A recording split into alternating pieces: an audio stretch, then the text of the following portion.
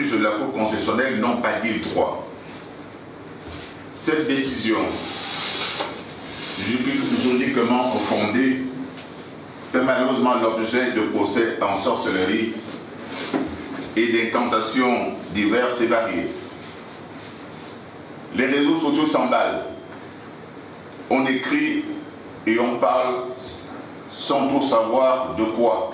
Ou plutôt, on écrit et on parle sur des bases lourdement erronées. Chacun veut donner les formes qu'il veut en fonction de ses orientations politiques, en fonction de ses humeurs et parfois en conséquence de ses frustrations.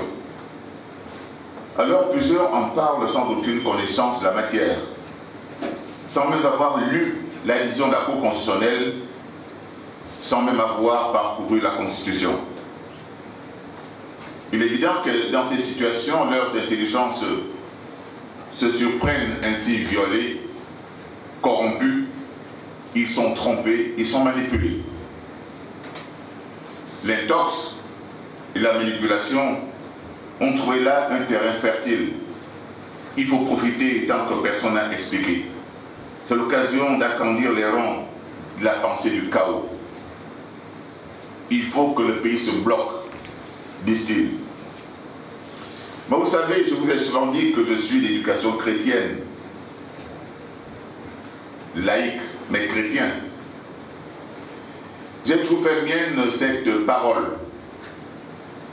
Mon peuple se meurt, faute de connaissance. En vous appelant à la vigilance, j'ai voulu partager avec vous quelques humbles connaissances sur ce sujet, afin de ne plus ignorer. Chers amis, le disant, je vais commencer par le journal d'il y a quelques instants, le journal de l'Union d'aujourd'hui. C'est pour dire que c'est vraiment un sujet d'actualité. Je lis ici le RHM qui dit ceci, qui parle de grossière manipulation de la Constitution. Je vois aussi le regroupement des jeunes de l'opposition qui disent nous devons faire respecter la Constitution. En fait, c'est sûr que la Constitution n'est pas respectée actuellement. Je n'ai pris en fait que ce qui est dit dans l'Union de ce jour. Mais alors, il faut se rappeler que ça se dit depuis longtemps. Il va falloir d'abord que nous sachions de quoi on parle. Nous parlerons des faits. Nous parlerons aussi de la décision de la Cour constitutionnelle. Puis, j'affirmerai, je vous le dis d'avance, que la décision de la Cour constitutionnelle est une décision qui a été prise dans le strict respect de la Constitution, dans le strict respect de la loi. Chers amis, je disais il y a quelques instants que souvent nous parlons des choses sans trop savoir de quoi on parle. C'est extrêmement dangereux. C'est pourquoi nous allons reprendre un tout petit peu les faits et dire quelle a été la décision qui a été prise pour que tout le monde soit au même niveau de la connaissance, au même niveau d'information, au moins on saura tous de quoi on parle. Vous savez que par requête du Premier ministre, le Premier ministre a fait une requête devant la Cour constitutionnelle où il demandait l'interprétation des dispositions de l'article 13 et 16 de la Constitution. En fait, il y avait un certain nombre de textes urgents qui devaient être pris et examinés en Conseil des ministres. Mais comme vous savez, le président de la République, c'est lui qui a l'attribution, le rôle. C'est lui le seul, en principe, qui convoque le Conseil des ministres et qui le préside. La loi prévoit cependant que, en cas d'indisponibilité, s'il le veut, il peut donner ce pouvoir de présider le Conseil des ministres au vice-président de la République, mais sur habilitation spéciale, habilitation particulière et pour un ordre du jour particulier. Mais le Premier ministre s'est retrouvé dans une situation telle que le président n'était pas là à cet instant-là, le vice-président était là, mais sans habilitation. Dans cette situation, qu'est-ce qu'il fallait faire? C'est pourquoi, comme cela se passe au Gabon, le Premier ministre a saisi la Cour constitutionnelle pour qu'elle lui dise en pareil cas qu'est-ce qu'il faut faire, parce que c'est un cas qui n'était pas prévu par la Constitution. La Cour constitutionnelle a rendu sa décision. On expliquera après. La décision était laquelle? Je vais vous la lire. Le dispositif, c'est-à-dire la décision elle-même. Article 1er.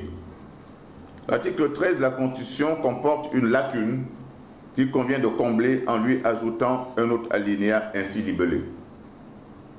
En cas d'indisponibilité temporaire du président de la République, pour quelque cause que ce soit, certaines fonctions dévolues à ce dernier, à l'exception de celles prévues aux articles 18, 19 et 109 alinéa 1er, peuvent être exercées selon le cas, soit par le vice-président de la République, soit par le Premier ministre, sur autorisation spéciale de la Cour constitutionnelle saisie par le Premier ministre, ou un dixième des membres du gouvernement chaque fois que nécessaire.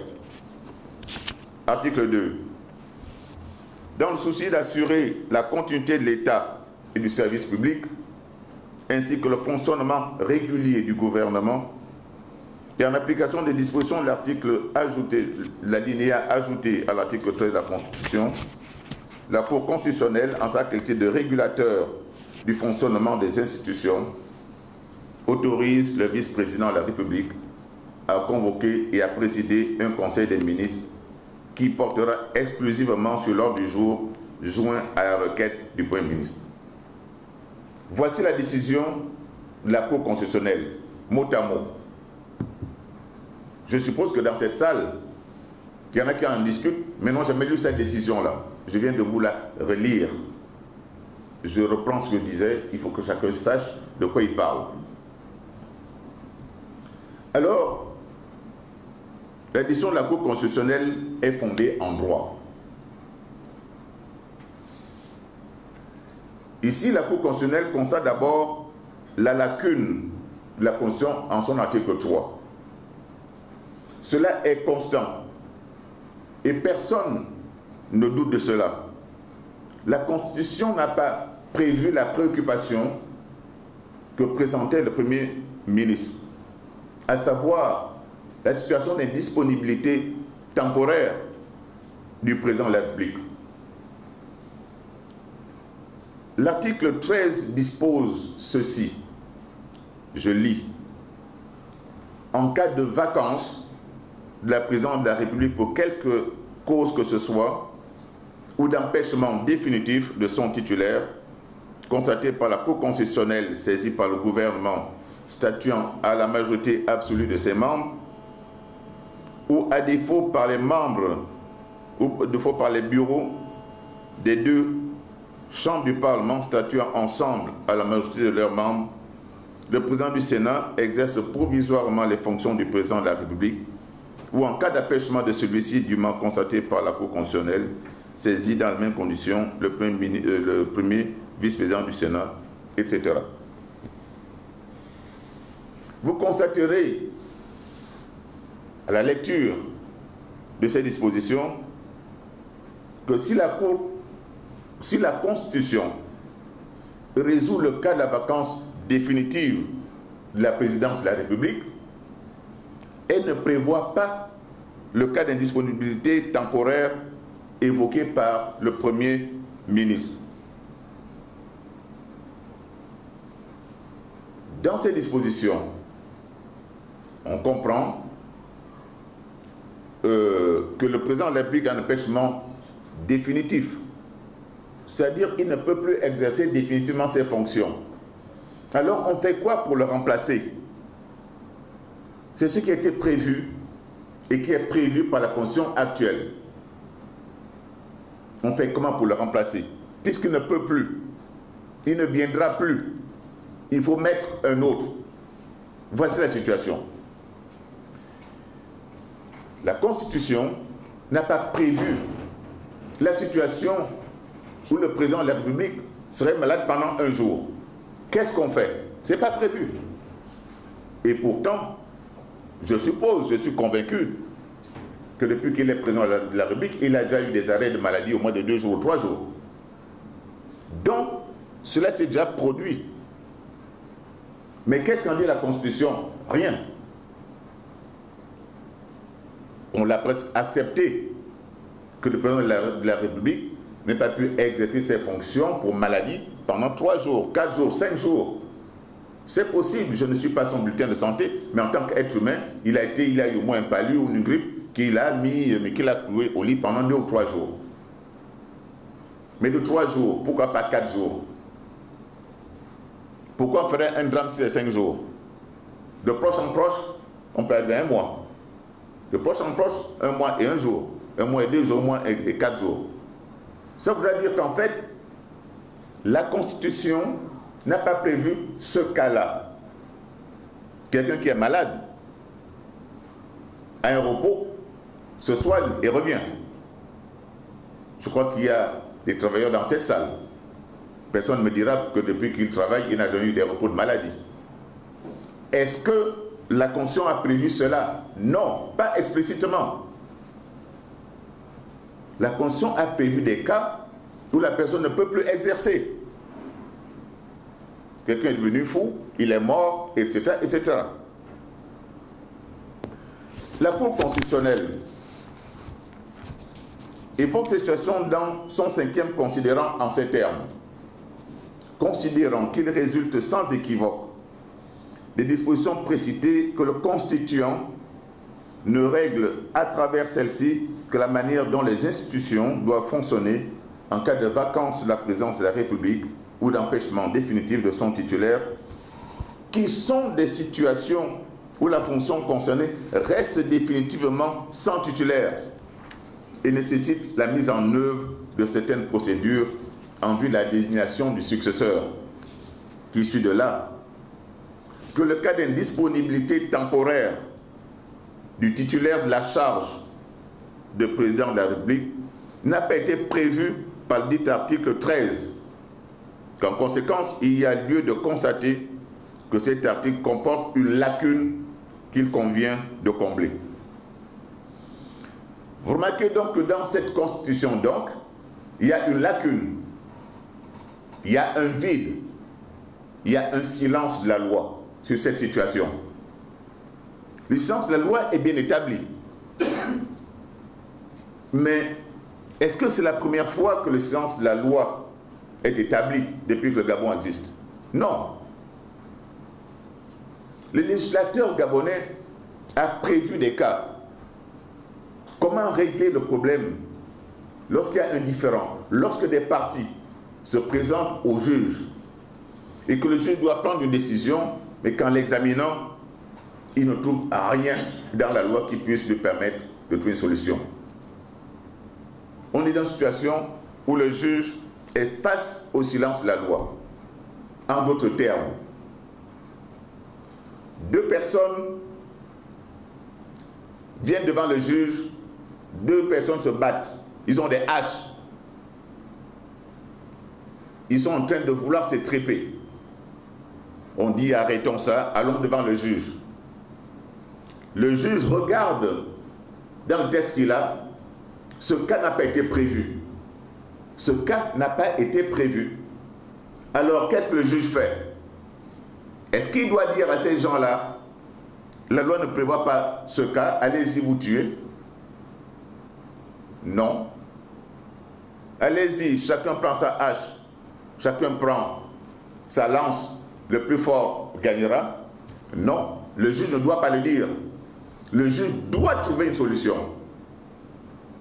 Je reprends, silence de la loi ne prévoit rien, mais un cas est soumis au juge. Dans ces situations, comment la loi gabonaise, comment notre droit règle ce problème? Je dirais même en France aussi. Dans cette situation, le juge a l'obligation de créer le droit. Je parle français. Créer, c'est-à-dire ce qui n'existait pas, il la met en existence.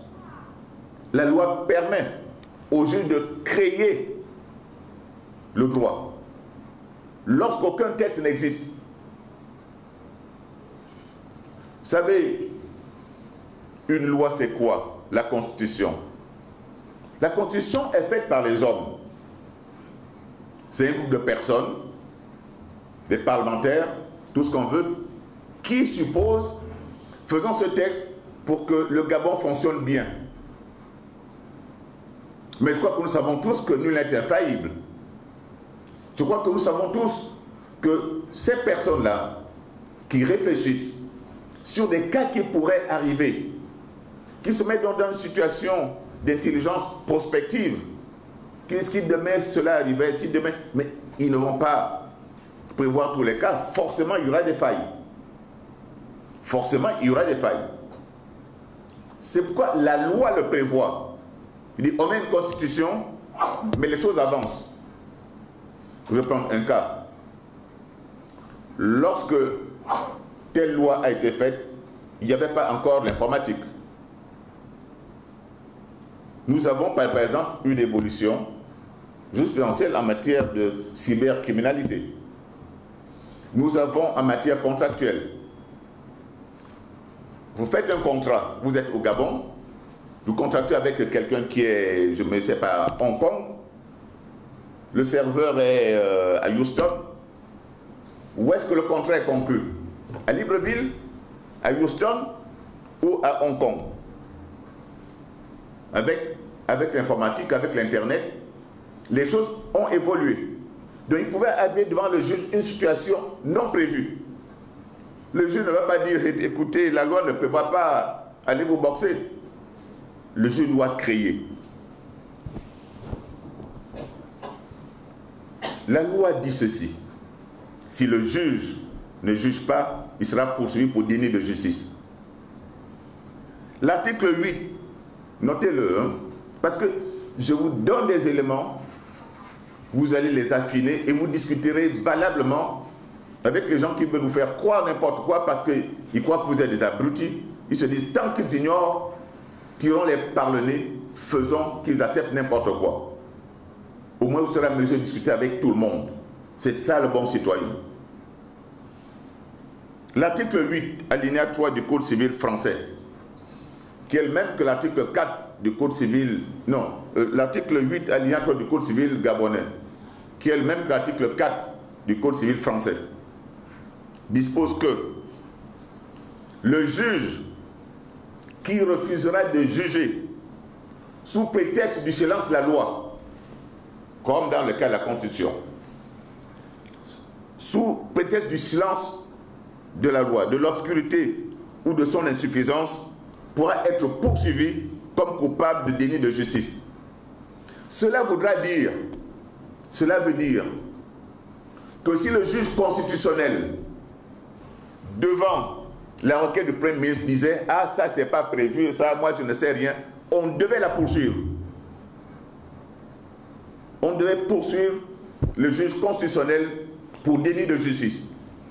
Et l'article 133 du Code pénal gabonais dispose tout juge qui, sous quelque prétexte que ce soit, même du silence ou de l'obscurité de la loi, aura dénié de rendre la justice qui doit au parti, après en avoir été requis, qui aura persévéré dans le déni après avertissement ou injonction de ses supérieurs, sera puni d'une amende de 24 000 à 240 000 francs CFA et de l'interdiction d'exercer les fonctions publiques de 5 à 20 ans. Ça, c'est la loi. Notez bien article 133 du Code pénal.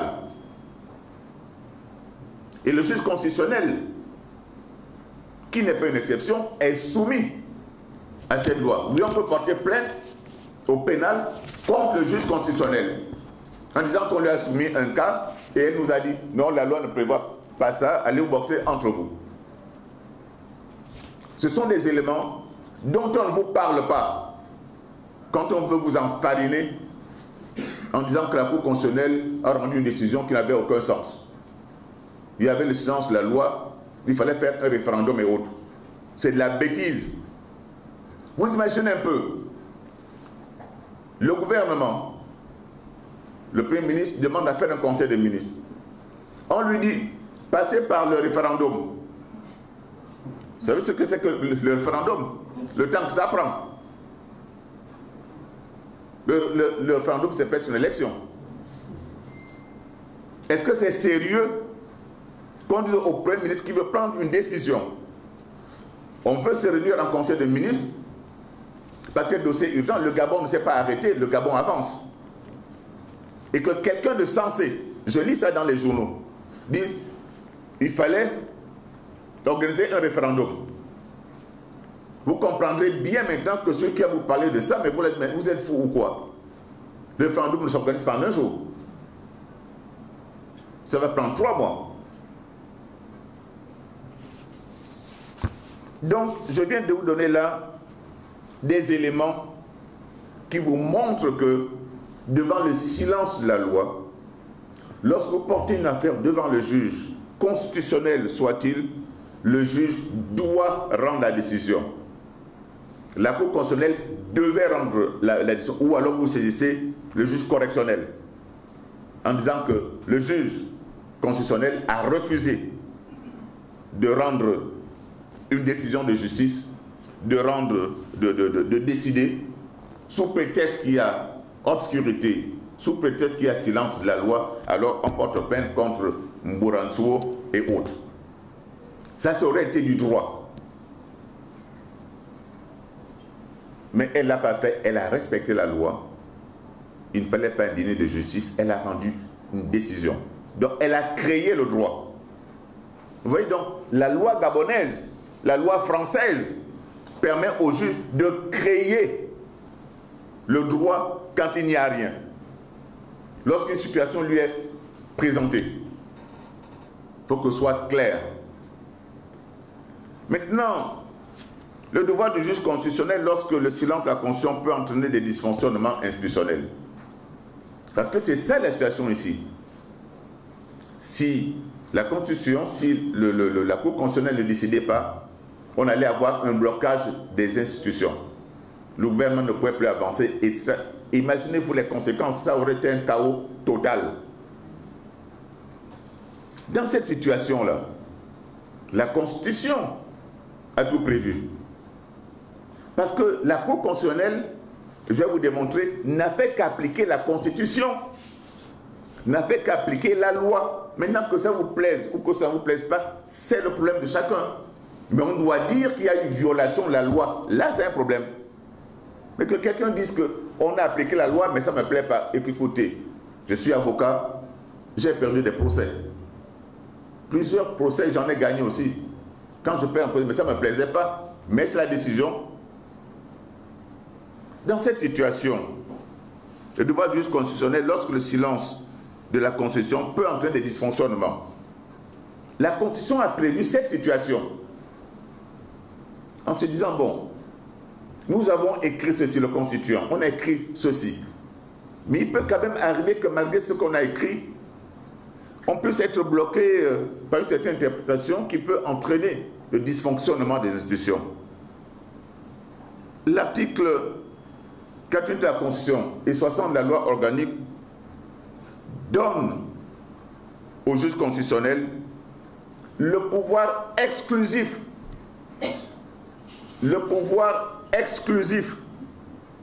d'interpréter la Constitution. Il y a encore une place, il peut entrer à quelqu'un d'autre. Le pouvoir exclusif d'interpréter la Constitution en cas de doute ou de lacune de celle-ci. Par ailleurs, l'article 83 de la Constitution dispose, je vous donne, ça c'est la Constitution, l'article 83 de la Constitution dispose, la Cour constitutionnelle est la haute juridiction de l'État en matière constitutionnelle. Elle est juge de la constitutionnalité des lois et de la régularité des élections. Elle garantit les droits fondamentaux de la personne humaine et les libertés publiques. Écoutez bien. Elle est l'organe régulateur du fonctionnement des institutions et de l'activité des pouvoirs publics. Elle est l'organe régulateur du fonctionnement des institutions et de l'activité des pouvoirs publics. Ça veut dire quoi?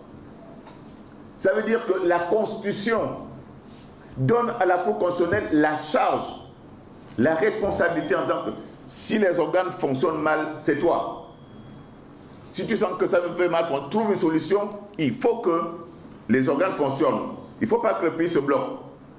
Tu dois trouver une solution. Digne de justice, tu ne peux pas dire non, non, tu dois trouver une solution parce que c'est toi le seul qui est chargé de la régulation du fonctionnement des institutions. Rappelons-nous que la requête du Premier ministre visait la réunion d'un conseil des ministres. Alors, d'habitude, le vice-président pouvait le faire, mais sur habilitation, comme je l'ai expliqué un peu plus tôt, sur un ordre du jour précis.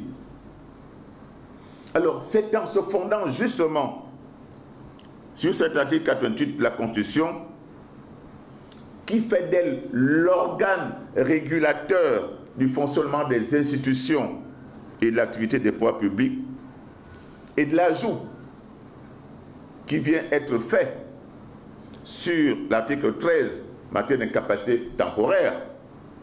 Parce que je rappelle, je disais que la Constitution n'avait pas prévu la situation d'incapacité temporaire. Dans d'autres pays, je n'ai pas eu le temps de vérifier, hein. Il faut que je vérifie ça. Semble-t-il qu'au Cameroun, l'incapacité temporaire est jusqu'à 1 mois. C'est-à-dire que si le président de la République du Cameroun est malade ou est indisponible pendant 29 jours, le 30e jour, il vient faire un tour au travail et il repart. On remet le compteur à 0. C'est seulement 30 jours après qu'il... Bon. Mais nous, on n'a pas fixé de date.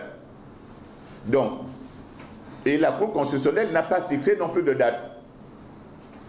Alors, c'est là donc le fondement, la décision de la Cour constitutionnelle. Organe régulateur. Le silence de la loi n'a rien prévu, sinon le déni de justice doit prendre une décision. Parce que il y a le déni de justice, l'infraction de déni de justice qui pense sur sa tête, aussi parce qu'elle a la responsabilité de prendre des décisions. Mais ce qu'il faut dire, et là il ne faut pas de confusion. Les confusions sont énormes. Vous allez lire dans les journaux que la Cour constitutionnelle a modifié la Constitution, n'est-ce pas? C'est la bêtise la plus absolue. Je vois des juristes qui ont écrit cela. Que les non-juristes le disent, bon, d'accord. Mais que les intellectuels écrivent cela en sachant que c'est faux. On sent bien la tendance.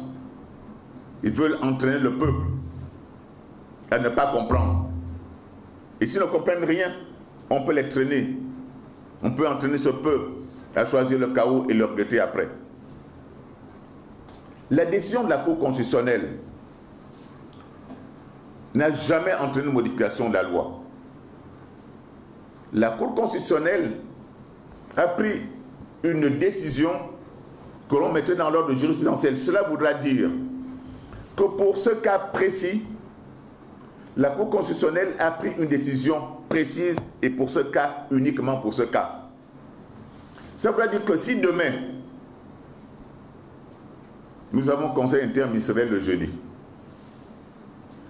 si on veut un conseil de ministres la semaine prochaine, nous écrirons encore à la Cour constitutionnelle en disant est-ce que le vice-président peut convoquer et l'ordre du jour et nous autorisera, comme il a fait la dernière fois, ou refusera.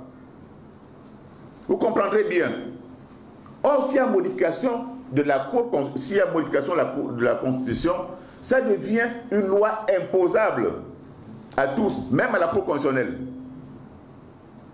Or, cette décision, qui est une pure jurisprudence, qui est dans l'ordre jurisprudentiel, n'attache pas, ne lie pas la Cour constitutionnelle pour la prochaine fois. La prochaine fois, la Cour constitutionnelle peut bien dire j'ai changé d'avis.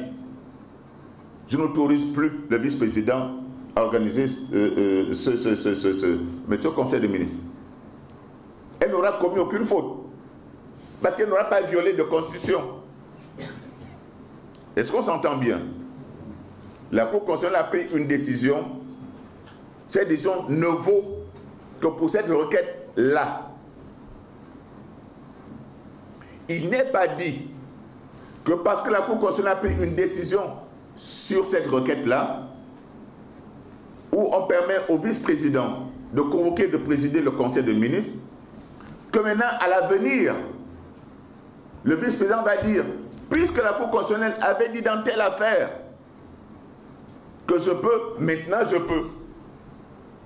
Tu vois maintenant le vice-président, un matin, c'est-à-dire la semaine prochaine, en train de se lever, en train de dire, je convoque un conseil de ministres.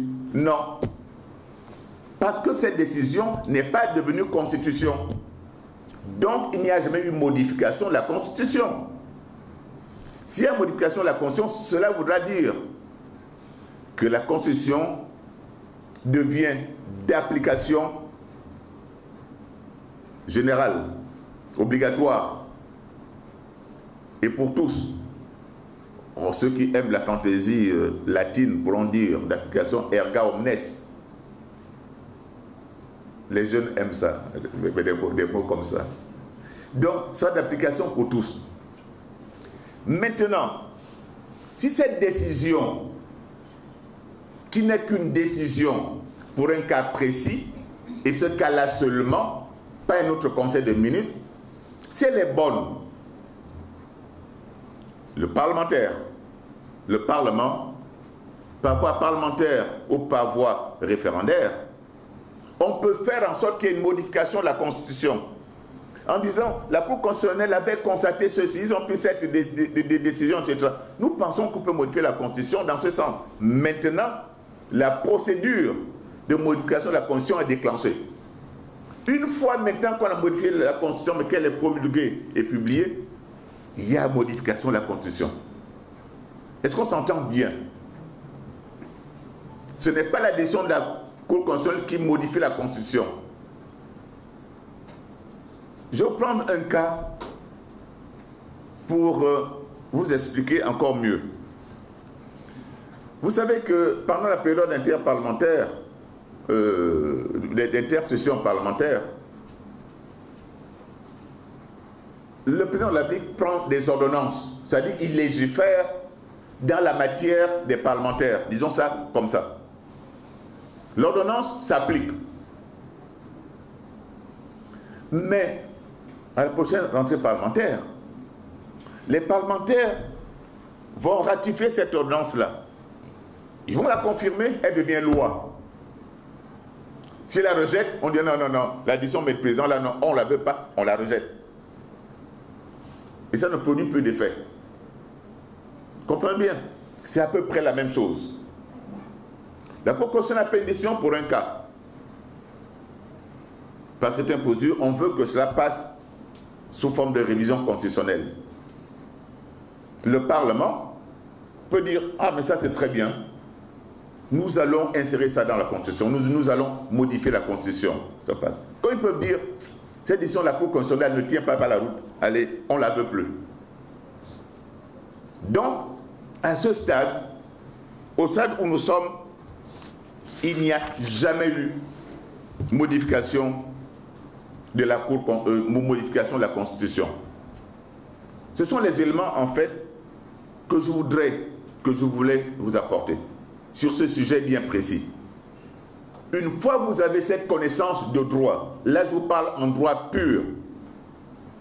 Maintenant, chacun y met de sa fantaisie, mais après avoir connu le droit. Certains, par exemple, estiment qu'il faut injurer le président de la Cour constitutionnelle. Bon, si c'est leur manière d'exprimer leur liberté, qu'ils le fassent et qu'ils en assument les conséquences. Mais ils doivent d'abord vous dire qu'elle a bien appliqué la Constitution, elle n'est pas sortie de la Constitution, mais je n'aime pas voir sa tête. Libre à la personne. Il ne faut pas que la personne vous dise, je n'aime pas voir sa tête, parce que cette décision ne tient pas en droit. Non, elle tient en droit. Quelqu'un peut dire, je veux causer un trouble au Gabon. Alors je préfère dire que la Cour constitutionnelle a pris une mauvaise décision. C'est son sentiment. Mais personne n'a démontré jusque-là en quoi la décision de la Cour constitutionnelle est contraire à la Constitution, est contraire à l'ordre juridique gabonais. Personne. Mais on se contente de vous dire, Mourantzou a fait ceci. Mourantzou, ce n'est pas ma potesse. Et président de la Cour constitutionnelle.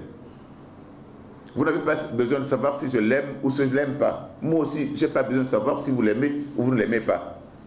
Le sujet, c'est est-ce qu'elle a bien appliqué la Constitution? Non, je dis oui. Oui et oui. Là, personnellement, pour montrer sa bonne foi, je vais même vous dire quelque chose d'exceptionnel. Quand un juge prend une décision, il ne vient pas à la télévision pour expliquer la décision. Pourquoi j'ai pris, qu'est-ce qui s'est passé? Non. Est-ce que vous avez déjà vu là, un juge qui prend une décision et qui vient expliquer? Il appelle la décision un point, un trait. Si vous voulez, vous allez en appel, mais il y a des voies de recours. Mais regardez la Cour constitutionnelle par la présidente de la Cour constitutionnelle est venue à la télévision expliquer aux gens la décision de la Cour constitutionnelle. Enfin, ce n'est pas normal. Mais elle s'est pliée. Elle s'est pliée à cela, alors qu'elle n'y était pas obligée. Pour bien expliquer aux Gabonais. Pour que les Gabonais ne soient pas enfarinés par des logiques purement politiciennes. Que les Gabonais ne soient pas enfarinés dans la logique du chaos. Qu'est-ce que cela voulait? Elle voulait silence la loi, silence la Constitution, alors on bloque tout. Voilà, le pays est par terre. Vous savez ceux qui attendent ça? Le pays est par terre, c'est-à-dire, bon, plus d'impôts, il y aura plus de banques, les sociétés, l'État ne paiera plus, personne ne travaillera plus. Je crois que ce n'est pas très élégant de faire ça comme ça pour son pays. Les gens qui ont des moyens peuvent le faire, mais vous autres, si le pays se bloque, il y aura plein de morts, de faim, de n'importe quoi pendant 2 semaines. Personne n'a intérêt à ce que le pays soit bloqué. Tout Gabonais sérieux veut que le Gabon avance. Maintenant, si certains estiment que la Constitution n'est pas bonne, alors là c'est autre chose. Il faut alors demander à modifier la Constitution. C'est autre chose. Le juge constitutionnel juge en fonction de la loi gabonaise, en fonction de la Constitution. Si la Constitution dit que tous ceux qui marchent les pieds en bas, la tête en haut, vont être condamnés, mais ils condamnent. Ce n'est pas le juge qui aurait fait la faute, mais c'est la loi qu'il s'agirait peut-être de changer. Donc, je résume. Nous avons des dispositions qui sanctionnent le déni de justice. Le juge constitutionnel doit dire, doit prendre une position, même si la loi ne prévoit rien. La Cour constitutionnelle a pris une décision où la loi ne prévoyait rien. C'est prévu par le Code civil, c'est prévu par le Code pénal et c'est prévu par la Constitution.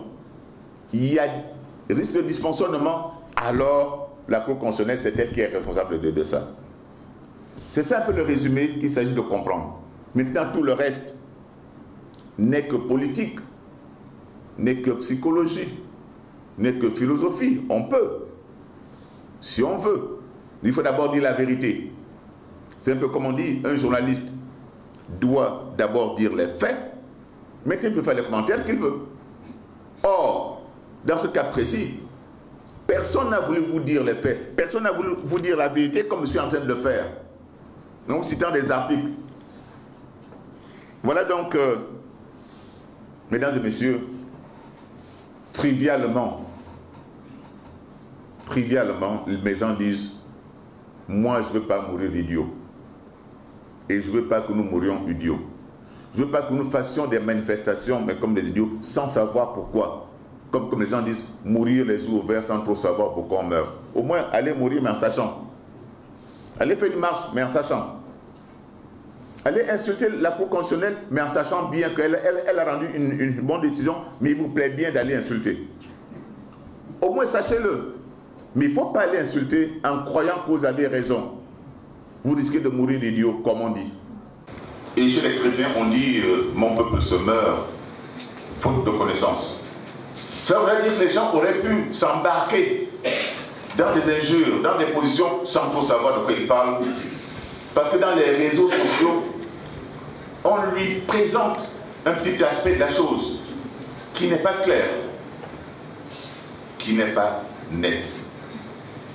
Et je dis aussi, mesdames et messieurs, que j'ai un principe. Ce principe, je le tiens de mes anciens. Je le tiens de mon père. Et aussi de quelqu'un d'autre. Paul Babesol, même si ma SE de son parti. Ces deux-là m'ont toujours appris que lorsque je suis né, je ne connaissais rien.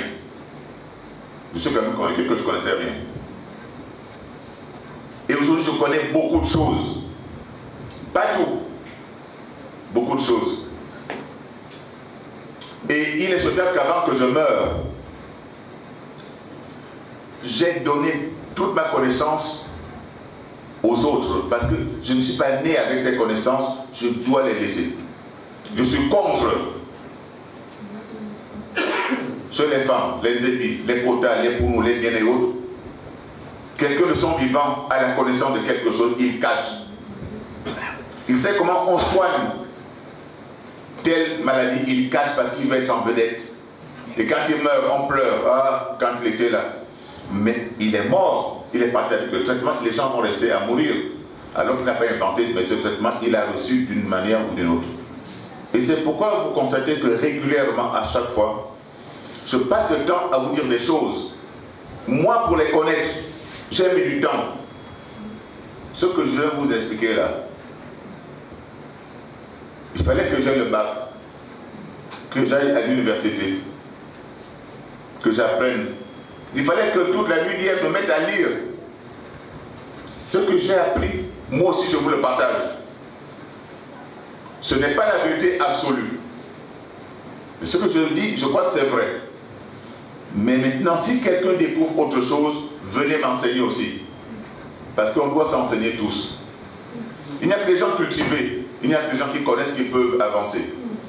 Donc, à partir d'aujourd'hui, vous n'êtes plus des brutes. Vous n'êtes plus des personnes qui vont lire dans les réseaux sociaux ou dans les journaux des choses incompréhensibles, qui n'ont aucun sens, qui ont une seule vocation. Et je terminerai par là. Aujourd'hui, il y a certains qui souhaitent le chaos pour le Gabon. Et ils cherchent les occasions pour qu'il y ait le chaos. Si les institutions arrêtent de fonctionner, nous allons vers le chaos. La décision de la Cour constitutionnelle est une décision qui évite effectivement l'arrêt du fonctionnement de l'État. Je crois que pour tout Gabonais qui aime le Gabon, on doit apprécier cette décision-là. Elle est fondée en droit, je disais, parce que la loi le prévoit, des lignes de justice, aussi bien au civil qu'au pénal. Le juge est obligé de créer le droit en cas de silence de la loi. J'ai aussi dit qu'au niveau constitutionnel, la Cour constitutionnelle est la seule institution qui puisse appliquer la Constitution et la supplier si celle-ci est muette dans une disposition ou dans une autre. Il n'y a pas eu violation de la Constitution. Le fait que la décision, le fait que la Constitution ait pris une décision, la Cour constitutionnelle ait pris une décision, ne veut pas dire qu'il y a modification de la Constitution. Il y a juste une décision et la valeur jurisprudentielle. On peut la remplacer. La décision de la Cour constitutionnelle ne devient pas obligatoire pour l'avenir, c'est-à-dire dans l'avenir, chaque fois que ce problème se posera, on ne va pas dire on fait comme la Cour constitutionnelle, parce qu'elle n'a pas imposé, c'est une décision relative, pour ce cas bien précis. Donc, vous direz à tout le monde, il n'y a jamais eu modification de la Constitution. Il faut passer par le Parlement, il faut passer par le référendum. Je crois que tout le monde est instruit sur le sujet et ainsi vous aurez la possibilité de savoir où est-ce que veulent vous emmener les gens qui disent que cette décision de la Cour constitutionnelle n'a aucun fondement de droit. Et je termine encore en disant, vous avez une Cour constitutionnelle exceptionnelle, tout le président de la Cour vient vous expliquer sa décision, ça ne se fait pas. C'est très sympathique, dites-lui un merci, mais si vous voulez, mais le juge ne vient pas expliquer sa décision. Mais il faut respecter cela. Elle a fait preuve d'une citoyenneté particulière en venant dire aux gens, dormez en paix, soyez en paix, voici ce que j'ai fait. Et vous voyez que personne n'attaque la décision de la Cour constitutionnelle en droit pur. On attaque sur des intentions, sur est-ce que dans sa tête, les choses ne tournent pas ainsi? Est-ce que son cœur ne pensait pas à autre chose? Ça, ce n'est pas le droit.